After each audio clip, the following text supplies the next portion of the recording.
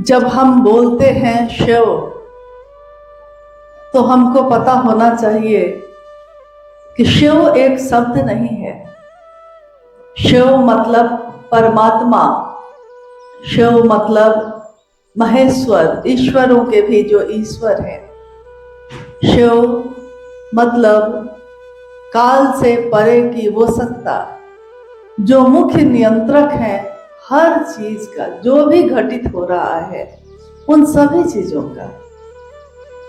शिव को इस धरती पे अनेक रूपों में पूजा गया। महादेव कह के पुकारा लोगों ने। महादेव का अर्थ होता है जो देवताओं का भी देवता हो, देवों के देव महादेव, जो देवताओं के भी देवता हैं। ईश्वर यानी भगवान, ईश्वरों के भी जो ईश्वर है महेश्वर। इस जगत में बहुत सारे देवी देवता हैं भगवान के रूप में जिनकी पूजा होती है, परंतु एक ही सत्ता है, चाहे वो देवी हो या देवता हो, एक ही सत्ता ऐसी है जिसको हम महेश्वर कहते हैं। एक ही सत्ता है जिनको हम कहते हैं महादेव। आप गौर करिएगा कि महादेव की ही बहुत सारी शक्तियां हैं, असंख्य शक्तियों से साम्राज्य है शक्तियों का, परंतु एकमात्र महाकाली को, मां काली को महाकाली कहा जाता है, फिर और किसी को नहीं कहा जाता, क्योंकि काली समय की सीमा से परे की देवी है। काली उस समय की देवी मानी गई है जब ये दुनिया बनी ही नहीं थी।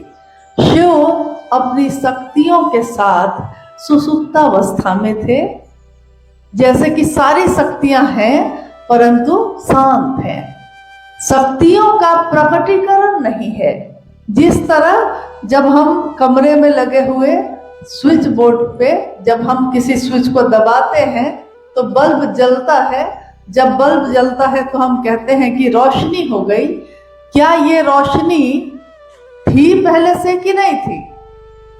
थी, ऊर्जा के रूप में, करंट के रूप में, बिजली के रूप में, लेकिन ये प्रकट नहीं थी, सामने नहीं थी। तो जब हम बिजली का स्विच दबाते हैं तो वो ऑन होता है यानी प्रकट होता है, तो हमको रोशनी दिखाई देती है। कोई पंखा चलता है, एसी चलता है, सारी चीजें चलती हैं।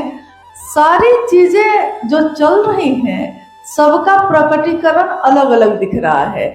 बल्ब में से रोशनी हो रही है, पंखा हवा दे रहा है, एसी ठंडक दे रही है, परंतु इस सब का मूल कहाँ है? ये जो सारी चीजें प्रकट हैं, सामने में दिख रही हैं, इन सब चीजों का मूल कहाँ है? मूल है बिजली के रूप में वो ऊर्जा जो संचरित है पतले पतले तार के माध्यम से। तो आप कहिएगा कि तार में जो बिजली है वही इसका मूल है, लेकिन वो तार में जो बिजली है वो कहां से आई? उसको भी तो कहीं से पैदा किया गया होगा। 5 तत्वों में एक तत्व जल भी है, तो ये बिजली जो पैदा हुई है किस तत्व से हुई है? जल से हुई है। आप कहिएगा तब इसका मूल यानी मूल स्रोत जहां से ये ऊर्जा दिख रही है पूरे संसार में, इसका मूल स्रोत जल तत्व होगा। परंतु वहां भी जाने के बाद हमको लगता है कि जल को किसने तब बनाया है, जल की उत्पत्ति कहां से हुई है? तब हम उसकी खोज करते हैं जिसके कारण ये 5 तत्व हैं, जिसके कारण 5 तत्वों से बनी ये दुनिया है, जिसके कारण 5 तत्वों से बना हुआ ये शरीर है या हमारी ज्ञानेंद्रियां जो काम करती हैं। जो भी जगत में है, आकाश, वायु, अग्नि, जल, मिट्टी, क्षिति, जो भी दुनिया में है वो सब हमारे आपके शरीर में भी है। यानी इस दुनिया की हर रचना में इन तत्वों का प्रयोग हुआ है। लेकिन कौन है वो जो इन सारे तत्वों को बनाने वाला है। मूल तो वही होगा, प्रारंभ तो वहीं से होगा, शुरुआत वहीं से होती। तो जब हम गुरु शिष्य परंपरा की बात भी करते हैं तो गुरु और शिष्य परंपरा में गुरु को कहा गया है गुरुर ब्रह्मा गुरुर विष्णु गुरुर देवो महेश्वर, गुरु साक्षात पर ब्रह्म तस्मै श्री गुरुवे नमः। यानी गुरु में ब्रह्मानी शक्ति है। ये क्या बात हो रही है? ऊर्जा की बात हो रही है, शक्ति की बात हो रही है। गुरु में क्या होता है? गुरु एक सत्ता है, वो शरीर में भी हो सकते हैं और बिना शरीर के भी हो सकते हैं। तो गुरु में ब्रह्मानी शक्ति है, यानी सृजन करने की शक्ति है, पैदा करने की शक्ति है, उत्पत्ति करने की शक्ति है। गुरु में वैष्णवी शक्ति है, यानी गुरु जो है, जो भी शरीरधारी हो, गुरु या सदगुरु हो या जगत गुरु हो, तो गुरु में ये ताकत होती है कि वो वैष्णवी, यानी विष्णु के बारे में कहा गया कि वो स्थिति के देवता माने गए हैं, जीवन के देवता माने गए हैं। तो गुरु में क्या है? जीवन को चलाने की ताकत है। उत्पत्ति भी कौन कर रहा है? गुरु। चला भी कौन रहा है? गुरु। और लय की, यानी रुद्रानी शक्ति। रुद्रानी का अर्थ होता है कि लय करने की, अपनी रुद्रानी शक्ति के साथ शिव गुरु के रूप में, ईश्वर के रूप में अपनी रुद्रानी शक्ति से उसी जीव को शिव बनाने का या उसका लय करने का काम भी करते हैं। गुरु को साक्षात पर ब्रह्म कहा गया, यानी परम ब्रह्म कौन है? जो सारी चीजों का परम है, सबका जो मुख्य है। शिव के लिए कहा गया कि वो परम तत्व है, पर ब्रह्म है, इसलिए गुरु को पर ब्रह्म भी कहा गया और उस गुरु को प्रणाम करने की बात कही गई। अब ये सारी ऊर्जा की बात हो रही है, शक्ति की बात हो रही है, एक जागृति की बात हो रही है, जागरण की बात हो रही है। तो अगर हमको कोई बताने वाला नहीं हो, हम तक उस ऊर्जा को पहुंचाने वाला कोई नहीं हो, तो ऊर्जा तो है, हम भी हैं, परंतु हमको उससे मिलवाने वाला कोई नहीं है। हजारों साल के इतिहास में, जब से हमारा इतिहास है, उस समय भारत देश उस समय भी था, भारत देश की सीमाएं और भी ज्यादा थी, ये पूरा प्रदेश वंग प्रदेश था। तो कितने शासक आए, कितने राजा आए, कितने शिष्य भक्त की परंपरा के लोग आए, गुरु और सदगुरु के रूप में भी आए, परंतु हजारों साल में कोई भी ऐसी सत्ता नहीं आई जिसने कहा हो कि ईश्वर से आप खुद मिल सकते हैं। ये रास्ता बताने वाला कोई नहीं है।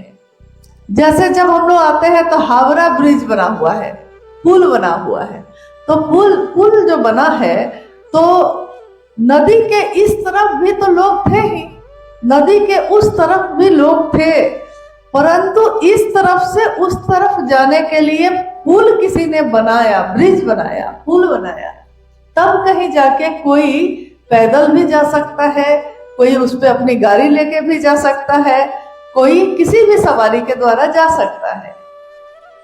लेकिन अगर वो ब्रिज ना होता, वो पुल ना होता, तो आप कहिएगा कि हम नाव की सवारी लेकर जा सकते हैं, सही बात है, परंतु नाव की सवारी श्रम युक्त भक्ति है, जैसे भक्ति है वो भी, परंतु इस भक्ति में शक्ति युक्त है ये, हम उसमें अपनी ताकत लगा रहे हैं, हमको करना पड़ेगा। इसीलिए गुरु शिष्य परंपरा में भी कृपा शब्द का प्रयोग आया है। जैसे आपने सुना होगा पहले भी कि कृपा होगी, गुरुर कृपा मोक्ष मूलम, गुरुर कृपा मोक्ष तभी मिलेगा जब गुरु की कृपा होगी। कृपा का अर्थ होता है करो और पाओ, यानी कि जितना हम करेंगे उतना हमको मिलेगा। परंतु दया शब्द का प्रयोग साहब हरिंद्रानंद जी ने किया। उन्होंने कहा कि कृपा तो आप तब प्राप्त करिएगा जब आपके अंदर योग्यता होगी, और आपके अंदर वो सक्षम स्थिति होगी जब आप कुछ कर सकिए। अगर आप उस योग्य नहीं होंगे तो फिर आपके गुरु तो शिव नहीं हो सकेंगे। तो उन्होंने एक रास्ता दिखाया जो उन्होंने अपने जीवन से सीखा। जब भी हम किसी महामानव का नाम लेते हैं, जब हम किसी गुरु या सदगुरु का नाम लेते हैं, तो हम उनके जीवन के एक खंड को जानते हैं, एक घटना को जानते हैं। जैसा अभी आपने सुना कि बंगाल के ही महासाधक रामकृष्ण परमहंस जी के बारे में बात हुई, तो उनके जीवन को किसने जाना, कितना जाना? हम या आप अगर आज उनका उदाहरण दे सकते हैं तो उतना ही देते हैं जितने जानकारी हमको होती है। हम उनके पूरे जीवन को नहीं जानते, इसीलिए हम उनके उस दर्द को भी नहीं जानते जो माँ काली से मिलने समय उनके अंदर की तरफ बेचैनी, पीड़ा, प्रेम, लगाव, जुड़ाव जो उनका रहा है, हम उसको भी नहीं जानते, क्योंकि हमने उनके बारे में पूरा का पूरा जानने की कोशिश कभी नहीं की। उनके बारे में कहा जाता है कि उन्होंने गृहस्थ आश्रम को साधना के अनुकूल नहीं पाया, क्योंकि जब उनका विवाह हुआ तो उन्होंने अपनी पत्नी में भी मां का दर्शन किया। तो उनको लगा कि विवाह अगर किसी का हो जाएगा तो फिर वो विवाह में अगर बंधन में फंस गया तो वो काली की उपासना नहीं कर सकेगा। उन्होंने अपने शिष्यों के लिए कुछ नियम बनाए थे। जैसे वो नियम क्या थे कि आप विवाह नहीं कर सकते, आप गृहस्थ आश्रम में नहीं जा सकते।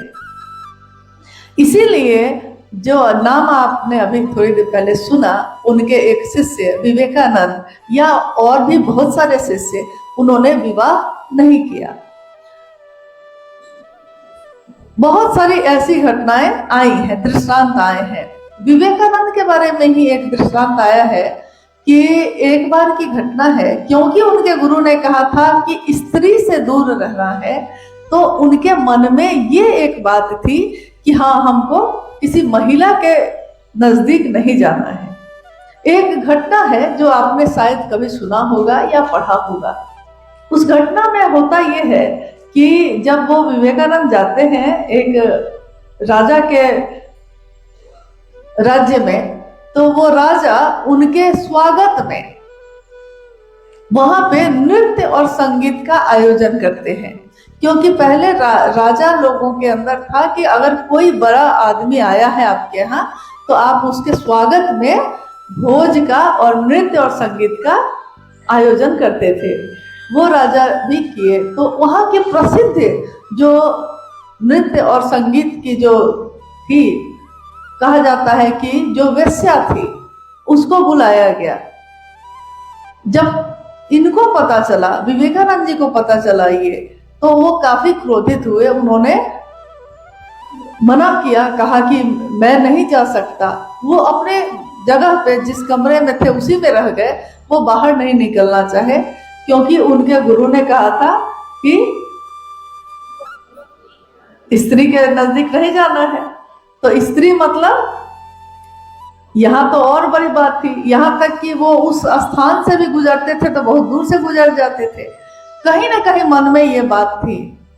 घटना ये है कि उस वेश्या को ये पता चला कि मेरे कारण वो बाहर नहीं आ रहे। तो उस वेश्या ने उस समय एक गीत गाया था कि प्रभु मेरे अवगुण चित ना धरो। आप प्रभु है ना, आप तो आध्यात्मिक पुरुष है। तो जो आध्यात्मिक पुरुष है उसके लिए जाति, धर्म, वर्ण, संप्रदाय, ये सारी चीजें खत्म हो जाती हैं। इन चीजों का उसके लिए कोई महत्व नहीं होता। यहाँ तक कि स्त्री और पुरुष का भेद भी खत्म हो जाता है। उसके लिए तो वो एक मानव है, कि जीवात्मा है, वो एक आध्यात्मिक पुरुष है। अध्यात्म की बात कर रहे हैं। तो उसकी उस आवाज को सुनकर, उस गीत को सुनकर इनके मन में जो एक कलुषता अभी तक बाकी थी कि हाँ, स्त्री के प्रति, वो भी भूल गया। और उन्होंने कहा ये कि मुझसे भूल हुई, नहीं, मेरे गुरु ने तो इससे ऊपर की बात की, मैं ही ना समझ सका। तो उसके बाद कहा जाता है कि ये भेद भी उनके मन से मिट गया कि स्त्री या पुरुष का भी कोई भी आध्यात्म की बात जब करेगा तो कभी भी किसी जाति की बात नहीं करेगा, वो कभी धर्म की बात नहीं करेगा। हिंदू, मुस्लिम, सिख, ईसाई, ये जो धर्म है, संप्रदाय हैं, उनकी बात नहीं करेगा। शिव शिष्यता का जो धर्म कहा जा सकता है वो कुछ ऐसे हम समझ सकते हैं। शिव शिष्यता क्या है, शिव को गुरु मानकर हम क्या करते हैं। जिस तरह आपने देखा होगा वायु का धर्म क्या है, हवा का धर्म क्या है, ठंडक देना, प्राण देना। हवा का धर्म है प्राण देना, वो आप में भेद नहीं कर सकता। जल का धर्म क्या है, जल का धर्म है कि वो आपके जीवन की प्यास को बुझाएगा। आपको प्यास लगती है, वो प्यास को बुझाएगा। अग्नि का धर्म क्या है, अग्नि का धर्म है कि वो आपको अपनी धाक, अपनी दहक, अपनी तपिश देगी। अग्नि का यही धर्म है। मिट्टी का क्या धर्म है, मिट्टी का यही धर्म है कि वो हमको पोषण देगी, वो अन्न और अनाज उपजाएगी ताकि हमारी भूख खत्म हो सके। इसीलिए धरती को माँ का दर्जा दिया गया। 5 तत्वों में मिट्टी तत्व को, धरती को माँ कहा गया, क्योंकि माँ पोषण देती है, जीवन देती है। इसलिए तो ये सारे चीजों में सबका धर्म क्या है, तो हमको ये सोचना होगा कि जब हम अपने जीवन को जी रहे हैं और हमने किसी के कहने से या किसी के समझाने से शिव को अपना गुरु बनाया है, तो शिव को गुरु बना के हम सभी लोगों का, शिव के शिष्यों का धर्म क्या है, शिव शिष्यता का धर्म क्या है। तो साहब श्री ने कहा कि शिव शिष्यता का धर्म है मानव का मानव से प्रेम होना। और अगर शिव से आपको प्रेम होगा तो जीव से भी होगा, शिव से प्रेम होगा तो उनकी हर चीज से होगा।